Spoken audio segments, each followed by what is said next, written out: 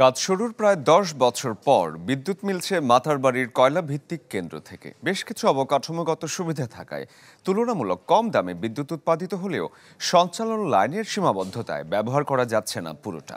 বিশেষজ্ঞরা মনে করেন এর জন্য দায়ী পরিকল্পনার ঘাটতি আর আর্থিক টানাটানি। ইকবাল আহসানের রিপোর্ট। মাত্র ১.৫ দিনে ৬৭,০০০ টন কয়লা খালাস করে মাতারবাড়ি ছেড়ে যাচ্ছে বেলজিয়ামের পতাকাবাহী জাহাজ OIMK কোয়াড্রেট। ১৮.৫ মিটার গভীরতার এই চ্যানেল ধরে এমন ভারী জাহাজ আসছে এখন নিয়মিত, যাতে কয়লা আনা হচ্ছে এই বিদ্যুৎ কেন্দ্রের জন্য।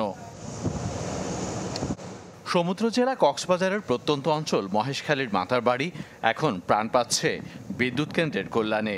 ১২০০ মেগাওয়াট উৎপাদন ক্ষমতার এই কেন্দ্রের প্রথম ইউনিট বাণিজ্যিক উৎপাদনে আসে গেল ডিসেম্বরে। পরীক্ষামূলকভাবে চলছে দ্বিতীয়টি, আর প্রায় ৫২,০০০ কোটি টাকার সমন্বিত প্রকল্পের কাজ এগিয়েছে ৮৬%। ইফিসিয়েন্সি ওগুলোর তুলনায় আমারটা ভালো। আর আরেকটা সুবিধা হলো যে আমার এখানে কয়লার যে মানে লোডিং আনলোডিং প্লাস কয়লা নিয়ে আমাদের এখানে অপারেশন কস্ট কম পড়ে ওগুলার চেয়ে। যদিও আমার ইনিশিয়াল কস্ট বেশি, কিন্তু অপারেশনাল কস্ট কম, কারণ ওর কয়লা লোডিং আনলোডিং প্লাস কয়লা আনতে যে খরচ সেই তুলনায় আমার এখানে কম। এই কেন্দ্রটি পূর্ণ সক্ষমতায় চালাতে দৈনিক কয়লার দরকার হয় প্রায় ১০,০০০ টন, যা আমদানি করা হচ্ছে ইন্দোনেশিয়া থেকে। মাতারবাড়ির বিশেষত্ব হল অন্যান্য প্রকল্পের চেয়ে এখান থেকে বিদ্যুৎ মিলছে সবচেয়ে কম দামে, বর্তমানে যা প্রতি ইউনিট ৮ টাকার নিচে। কিন্তু সমস্যা হচ্ছে উৎপাদন ক্ষমতার পুরোটা ব্যবহার করা যাচ্ছে না সঞ্চালন লাইনের সীমাবদ্ধতার কারণে।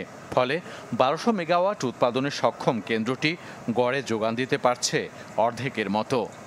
পাওয়ার প্ল্যান্টগুলো আমরা যতগুলো দেখেছি সেগুলা বিদেশি কিংবা দেশি উদ্যোক্তাদের ইনভেস্টমেন্টে হয়েছে এবং তাই খুব তাড়াতাড়ি হয়ে গেছে।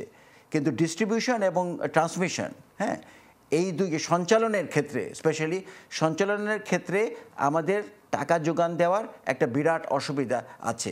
এটা সিরিজ ওয়ার্কের যে কোনো একটা অংশ যদি কাজ না করে তাহলে পুরো প্রবাহটা বন্ধ হয়ে যাবে। তো সেটাই হয়েছে বড় চ্যালেঞ্জ, যে একসাথে শেষ করা সেটা অনেক সময় হয়তো সম্ভব হয় না।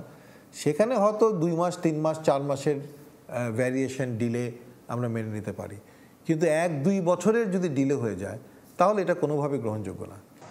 এই কেন্দ্রটির দ্বিতীয় ইউনিট বাণিজ্যিক উৎপাদনে আসার কথা রয়েছে আগামী জুন নাগাদ। ইকবাল আহসান, চ্যানেল 24, কক্সবাজার।